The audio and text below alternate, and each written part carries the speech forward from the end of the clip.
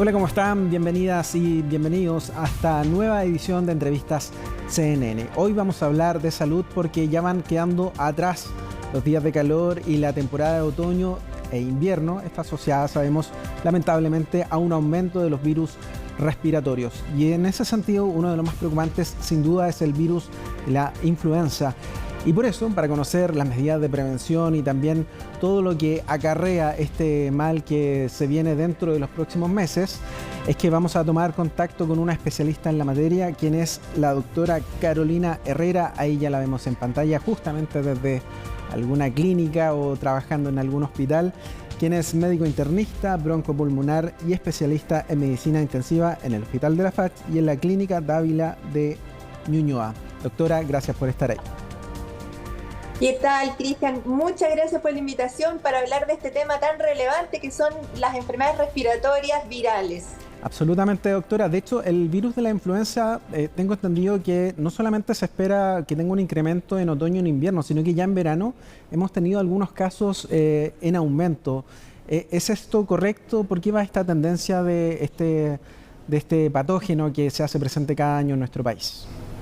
Claro, comentemos a tus auditores que el virus de la influenza es un patógeno conocido, pero siempre cambiante. Esto es muy importante porque el virus tiene unas proteínas en su superficie que son las proteínas H y N, que va cambiando semestralmente y año a año se tienen que ir actualizando las cepas que circulan.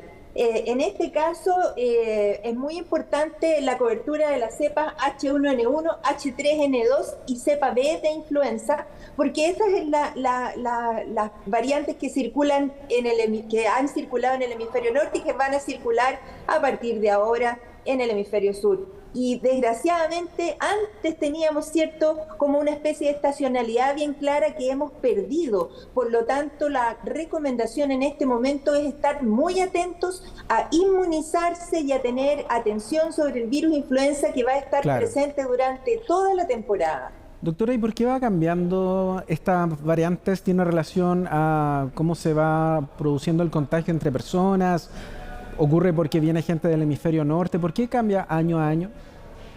Mira, cambia año a año porque existen cambios que se llaman drift y otros que se llaman shifts, que son pequeñas variaciones en la expresión de las proteínas del virus en su superficie, pero hay años que tienen que ver con las migraciones, con los fenómenos climáticos, con el cambio estacional, que hacen que bruscamente cambie por completo y se transforme en vez de ser virus endémico, en virus pandémico. Recuerden ustedes la epidemia, la pandemia de H1N1. Entonces, por eso es que es muy importante tener a una cantidad de población alta, inmunizada para la influenza, para evitar que se produzca una pandemia, para permitir que, ya que no podemos evitar el contagio del virus, este virus no provoque enfermedad grave y muerte, que recordemos que son 500.000 personas al año que pierden la vida por influenza. Sí, muy grave esa situación. Ya vamos a estar hablando de la importancia de vacunarse, pero antes de eso, doctora, le iba a preguntar sobre los síntomas de la influenza, porque mucha gente dice, no, tengo un pequeño catarro, tengo un pequeño resfrío, tengo un pequeño dolor de cabeza, pero ¿cuándo ya debiésemos poder tener algunas indicaciones de que eventualmente podemos estar afectados por la influenza?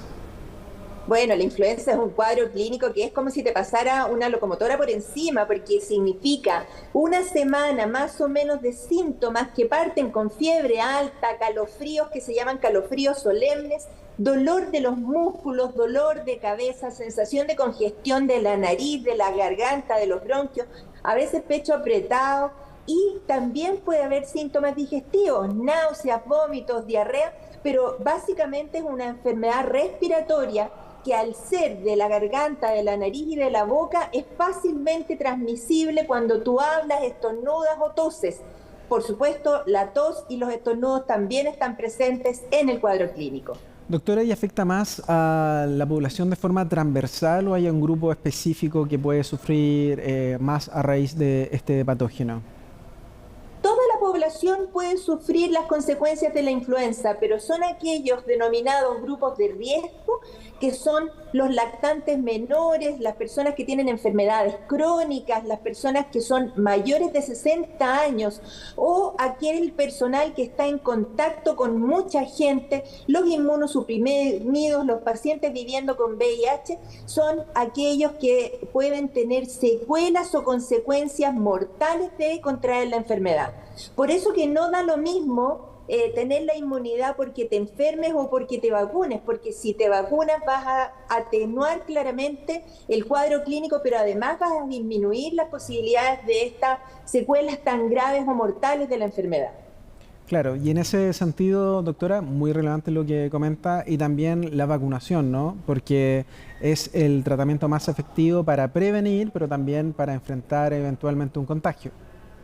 Desde luego, y la vacunación tiene que ser desde ahora mismo. Ya partió la vacunación en campaña anti-influenza del año 2024, va a durar 2 meses o cuando se cumpla 85% de cobertura de la población objetiva. Son cerca de 7.700.000 dosis que están disponibles para administrarse y que son una vacuna gratuita que está incluida en el Programa Nacional de Inmunizaciones para los grupos de riesgo que ya estábamos mencionando.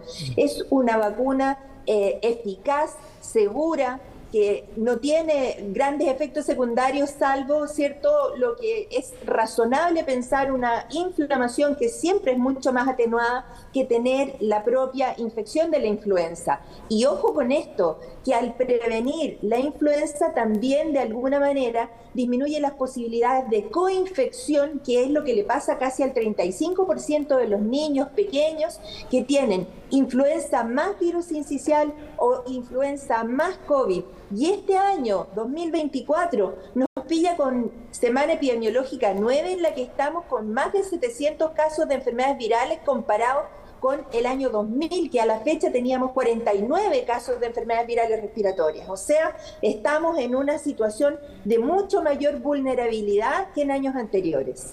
Qué relevante aquello, doctora, porque uno podría pensar en términos muy sencillos que parece que nos relajamos un poco después de la crisis sanitaria que fue la pandemia, que fueron prácticamente 3 años, sobre todo con la importancia de vacunación. De hecho, el COVID ha tenido un alza de casos ahora a inicios de año. Entonces, ¿qué ocurrió allí, doctora? ¿Efectivamente nos relajamos en ese sentido?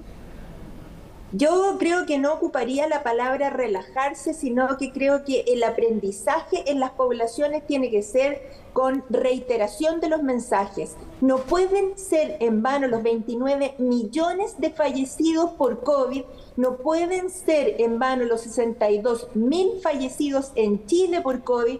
Tenemos que entender que para eso también existe una vacuna útil, tecnología ARN mensajero de Moderna que es muy importante poder utilizar. Aquí las enfermedades que tienen posibilidades de inmunización como influenza y COVID son relevantes con esa estrategia para disminuir el impacto en las poblaciones. Chile tiene que entender que las enfermedades no desaparecen por decreto, y si bien tenemos en este momento la definición de endemia para las dos enfermedades, para COVID e influenza, está en un tris que pasemos de ahí a una pandemia si no tenemos la conciencia de ir y vacunarnos. Y esto no es como los impuestos que uno lo deja para el último día de la campaña. Esto tenemos que decir que apenas uno se vacuna, recién a las 2 semanas empiezan a aparecer los anticuerpos. Por lo tanto, si uno dice los niños entraron a clase hace una semana atrás, se viene esta oleada, ¿cierto?, de contagios entre las personas. Por lo tanto, la indicación es ir y vacunarse ahora contra la influenza. Finalmente, doctora, debiésemos estar preocupados efectivamente de la influenza, del sincicial y también del COVID durante los próximos meses. Y del adenovirus y del parainfluenza y de una serie de otras enfermedades respiratorias, ¿cierto?, que están en circulación permanentemente. Para algunos no tenemos inmunizaciones para la población, por lo tanto siguen siendo válidas todas las medidas de cuidado, de protección, lavado de manos, distancia física, lavado y aseo de superficies de trabajo. El contacto con los celulares entre las personas, necesitan aseo, alcohol gel, lavado de manos permanente. Muchas gracias por todas esas recomendaciones, doctora. Y de seguro vamos a volver a hablar de este tema dentro de algunas semanas. Esperemos que con buenas noticias en términos de vacunación, porque claramente son virus que están presentes allí y que no debemos olvidar. Sí, absolutamente. Muchas gracias por darle el espacio a estas enfermedades que son tan relevantes. Gracias, doctora, que esté muy bien. Que esté muy bien. Bueno, ya lo escuchábamos, hay muchos virus allí presentes, no olvidarse también del COVID, y en ese sentido es simple, vacunas salvan vidas. Es así de categórico según la ciencia. Sigue acompañada de nuestro canal y nosotros nos vamos a volver a encontrar en una nueva edición de Entrevistas CNN. Que estén muy bien.